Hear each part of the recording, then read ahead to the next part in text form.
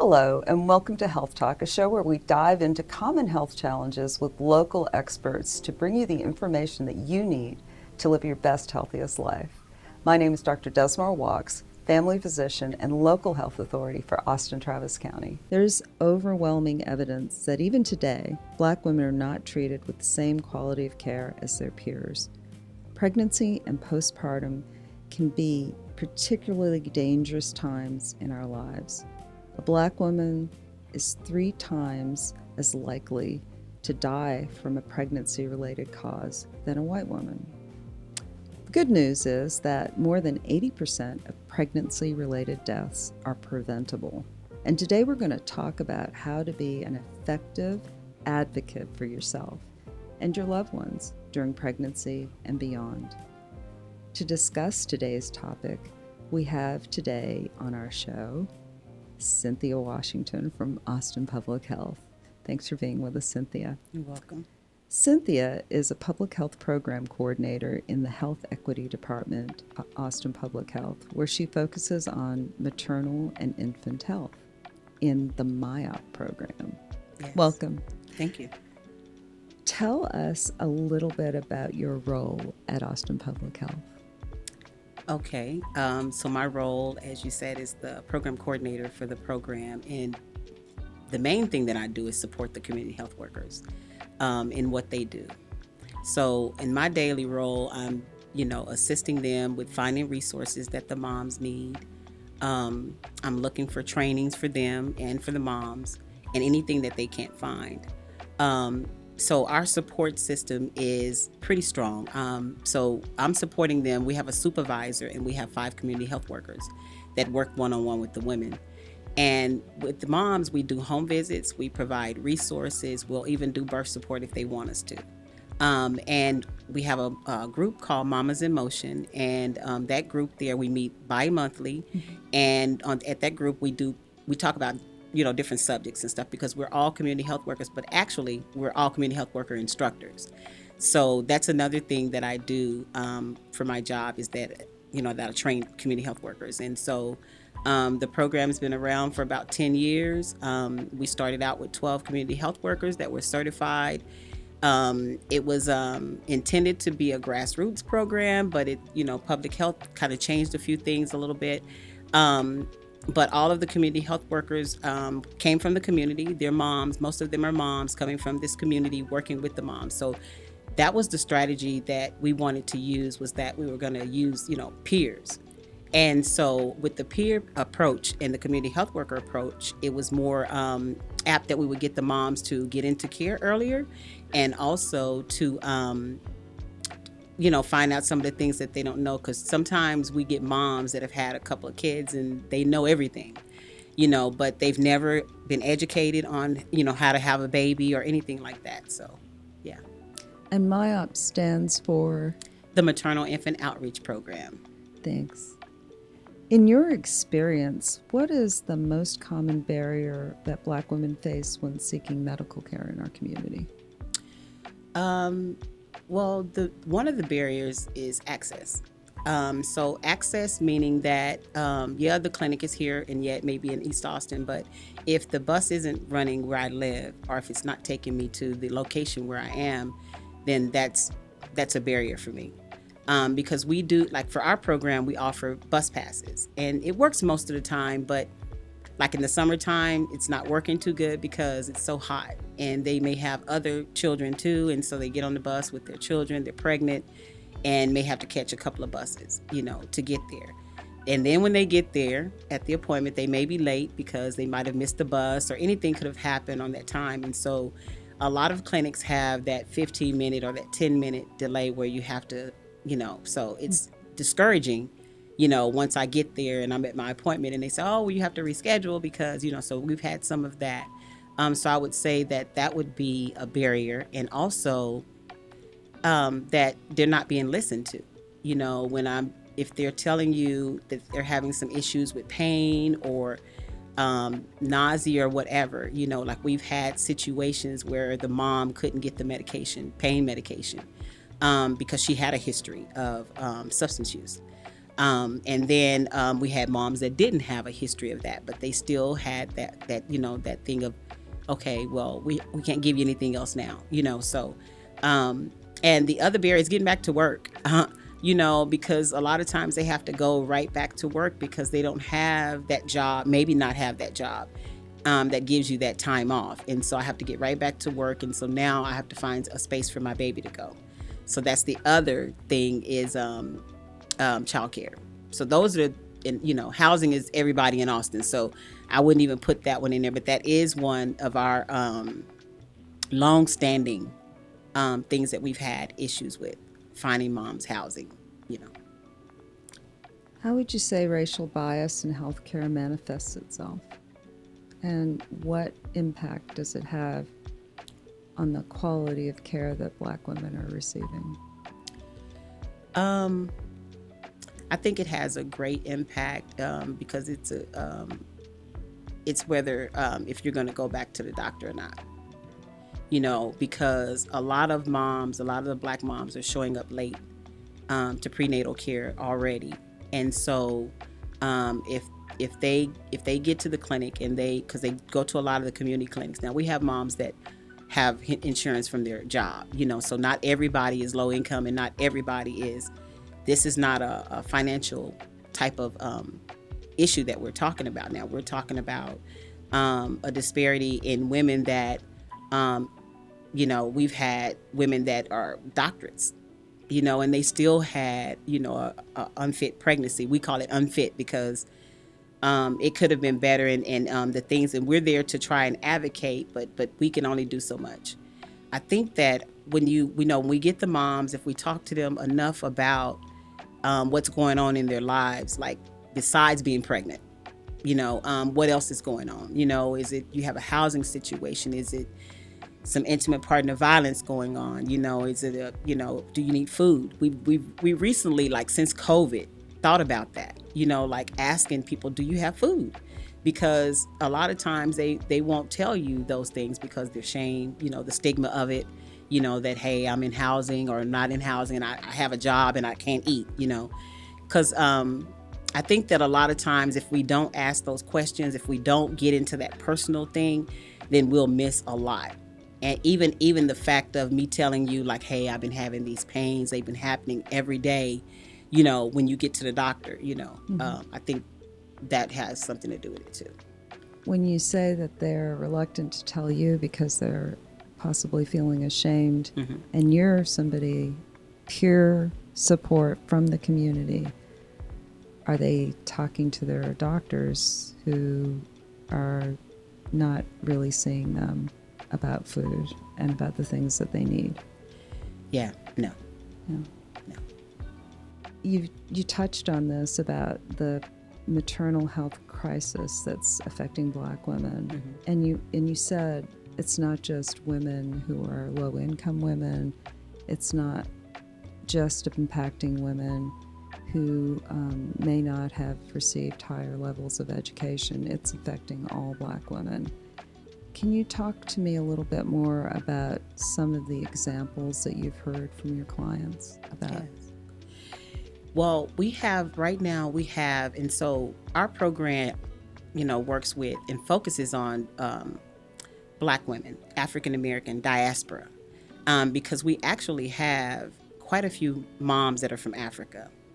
And so it's hard, it's difficult to get insurance, get them signed up for insurance for a couple of reasons. National status, immigrant status. And also a lot of them have income. They have a husband. So that income puts them over the bracket of being able to get this. Eligible. Yes. Yes. And so that's one thing. That's one example. And another one is that a mom was $17 over. I think it was $17, and she couldn't move there. But her job, it may seem like, the poverty level, but it may seem like she makes enough money, but she has 2 kids and living in Austin, and our program actually too, I didn't mention that was, it was started Austin, Travis County. Since COVID, we've had to switch up some things because the moms are still coming to Austin to WIC and to their doctor's appointments and everything, but they might live in Del Valley. They might live in Elgin. They might live in Maynard, Hutto. We even we have a mom that had to move to Gerald. The only way that worked is because we have a community health worker that actually lives in Temple. And so she drives in every day. So she makes her appointments when she's driving in. She'll make the home visit for the time she's driving in. But these moms, they own homes. I mean, they're, like I said, they've graduated. A lot of the African moms are nurses themselves. And they think that their birth experience is going to be the same that they have at home. And of course it's not, because the support isn't here with them like they have at home, because they have a lot of support there. And we know, well, most of us know, people in the field know, and just so the audience knows that the birthing process is easier and much better in Africa than it is in the United States. And it's dangerous to have a baby in the U.S. And those women expect the same thing that they have there or better, you know. And when they get here, they're in the class with other Black women and getting the same services that Black women get, you know. That's quite a statement that you made. It's dangerous to have a baby here. How does lack of diversity among healthcare providers affect the care Black women receive, and what can be done to address this issue? I think what could be done to address it is us having more, physicians of color. That means encouraging our young people to get into the field of medicine. And also, I think that, encouraging them would be like letting them know, you have to make it personal, like family-wise, like this is your family, because our vision is that, we're going to create a village, of healthy moms, healthy babies, and healthy families, because we definitely have to work with the families if we're working with the mom. And this program started on working with the babies. It was all about the babies, not having a premature baby, making sure the baby, is till a year old. But then we found out, well, we knew already, but the program, it wasn't like that. I mean, if the mom is carrying the baby, then it's going to be affecting the mom too to get to the baby, and then so that affects the whole family. So we have been working with the families, with the fathers, because contrary to what a lot of people think, there are some Black fathers that are there, for their children, because we hear that a lot. Like, is a dad around? Like, yeah, he is. But and I was watching. I'll tell y'all about that on the break. But anyway. It was a documentary about that, about how the families are broken up, back in the day. Now I'm giving my age, but so a lot of times the women, they can't let you know that they have the father's there, because, and it's it's bad to say, but we know that that things happen in families, to break up families. And so that's one of the ways to break up families. And so we've been trying to collaborate with a group that works with the fathers too, because that's not a part of our program. That's not something that we do. But we do certainly give them job leads. We give them information about anything that's happening for fathers or men that are in the city, just trying to help that out, but take some of that load off the mom, because that's our whole purpose, is to ease that for her, because we feel like the stress of being pregnant, being a Black woman, in Texas, in this city, we can go on and on, like that's pressure. And so to take some of that pressure off of her, so she don't have to call 50 different, resources, because if you go to the clinic, they may give you resources. Nobody is going to tell you like, hey, I called that number. So giving them active referrals so they don't give up and they don't get frustrated. Like I called there and I was on their line, for 2 hours, and that may seem like to us like, hey, if you need it, you'll stay on the line, but I got other things to do. I got a baby in there crying. I got to cook dinner. I got to pick the kids up, So just putting yourself in their role, in their position, and we recently had 2 births, and I was like, telling the community health workers, I really appreciate the work that y'all do, because I had to go and do that because the community health worker isn't available this week. So that's another part of my role. I step into the community health worker role when the community health worker isn't available. And so I can do that because I'm a community health worker too. And so, having that trust, getting that trust of the mom, because they have to trust us to let us come in their house, and especially after they have a new baby, and letting us come into the home and find out things in their home, and know that we're not going to be the ones, taking your baby, taking your kids, You're part of the team that's there to help them get Yes. through this transition. Yes. What a wonderful gift that is. Yes. What strategies have you found to be effective in educating and empowering Black women to advocate for themselves in medical settings? At our Mamas in Motion group, which is a group that we created, it wasn't a part of our program, but we knew that there was a need. And initially we started in the Housing Authority, and we called it It's All About Us Sisters. And the strategy for that was to recruit some more moms, and also to have some allies, in the community to let them know about MyApp. And so we created the It's All About Us in the community, and then we got the Mamas in Motion, which was only for our MyApp moms. And we recently changed that and opened it up to the community. So now all the moms in the city could come.